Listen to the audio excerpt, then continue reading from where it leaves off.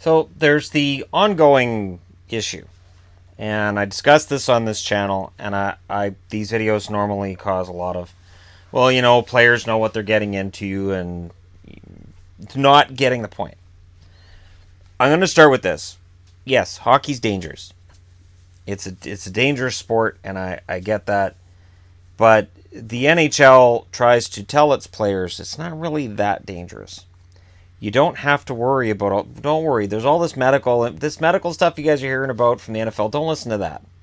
We're telling you the truth, and the truth is, if your head hurts after a game and you got a concussion, you don't have to worry about dementia. Don't worry about that. Don't worry about. Just don't pay any attention to that. So you've got an employer that's directly contradicting what another employer is saying about the exact same issue. In 2010, the NFL put up posters. On those posters, it stated that repeated concussions can lead to dementia, and they can change your life forever and the lives of your families. The NFL straight up said that in 2010.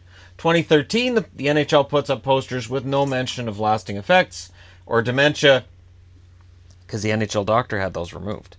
So here's my first problem with the way that concussions are handled. You have the NHL and the NHLPA working together. Honestly, it should be an independent person doing this, not NHL lawyers and NHLPA. It should be somebody independent that makes the final decision. Really should be. They had the concussion group that started August 6th of 2010, which was 3 months after the NFL put these posters up. Now, the NFL's reached an agreement 6 years later. In that agreement, I know there's arguments about how the money's getting paid out, but it's a $1 billion settlement. That's how much they ended up agreeing on, to be awarded out to players who played before, up to $5 million. That's the cap. $5 million can go out to any player who's having serious issues related to concussions from playing in the NFL. They're paying players with ALS, Parkinson's, and chronic traumatic encephalopathy. Anyways, CTE. I'm trying to remember exactly how to pronounce the E word, and there's no way. So they're paying out to players with ALS, Parkinson's, and CTE, while the NHL is stating that those are not a thing. Not related to concussions. No, you can't get that from playing in the NHL, is their public statement now and then. On the stand, this stuff has come out. The NHLPA's medical consultant wrote that traumatic brain injuries, TBIs, can cause a wide range of short or long-term changes affecting thinking, sensation, language, or emotions. These changes may lead to problems and changes in memory, communication, personality, as well as depression and early onset of dementia. Straight from the Center for Disease Control, CDC. So these are not in dispute with most of the medical community. NHL lawyer and league doctors had concerns about including the CDC's warning. Kind of want that taken out of there. Why? We're not talking about whether or not the game's dangerous. That's not. We all admit the game is dangerous. Why does the league want that taken out of there?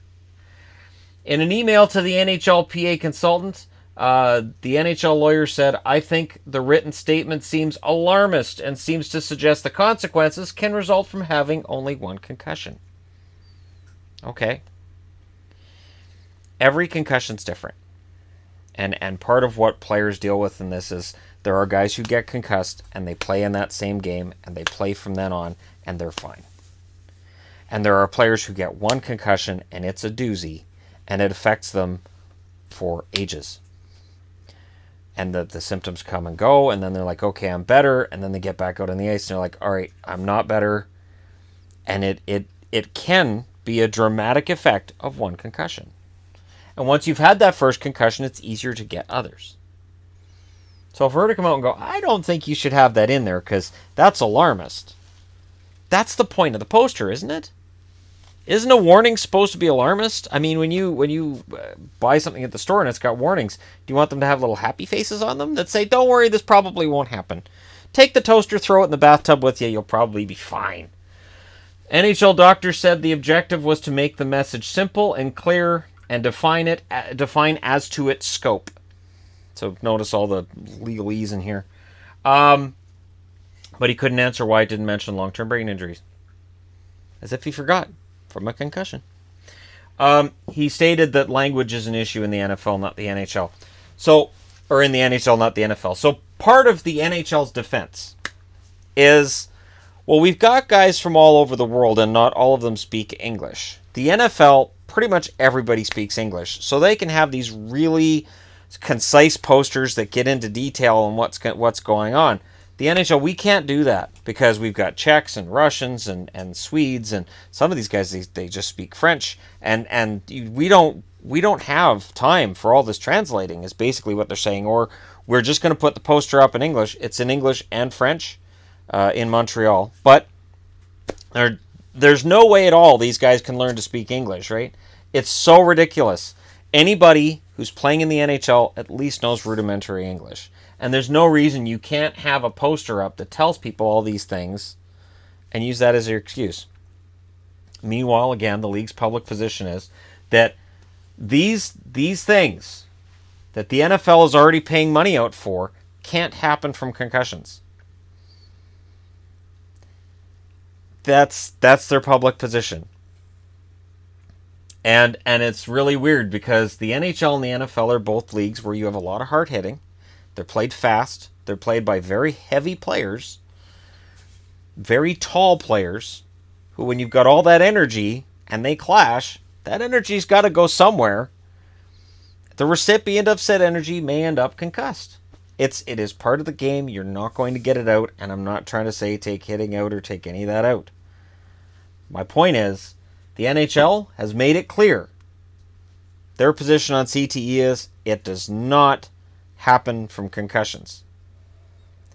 That it's the science is still in its infancy, and you can't say that. And yet you can. Now, the NFL has a lot of other issues, I know, and I'm not going to gloss those over. Since the $1 billion lawsuit agreement was reached, the NFL has been very, very cheap. They have looked for any reason they can to deny paying the players. So while they're saying, yeah, we're going to pay it, they have tried to find any reason they can. They state that $228 million of the $1 billion has been agreed to be paid out, although there's some discrepancy on how much is in process, what they're trying to deny. And again, this is an ongoing thing, and I'm not trying to let the NFL off the hook here. My point is only this. They're further along the curve than the NHL. And the silly part is when people say, well, the NHL will go out of business. No, it wouldn't.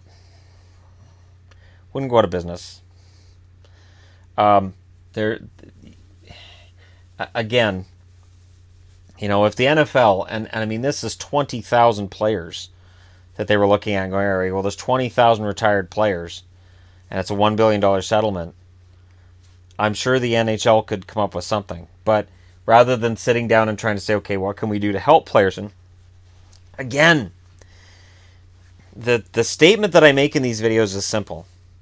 For players who are no longer in the game, and are dealing with long-term health consequences of their time in the NHL, stuff the NHL could cover, the NHL saying we don't cover that because it has nothing to do with you guys playing hockey. That's just your bad luck, and it's really something that needs to change. It's going to. There's no way the NHL ends up winning this lawsuit, and dragging it out just doesn't make any sense. But there you go. That's the latest installment in this series that hopefully comes to a certain conclusion soon. But I will include a link to the article that I got these quotes from and this information.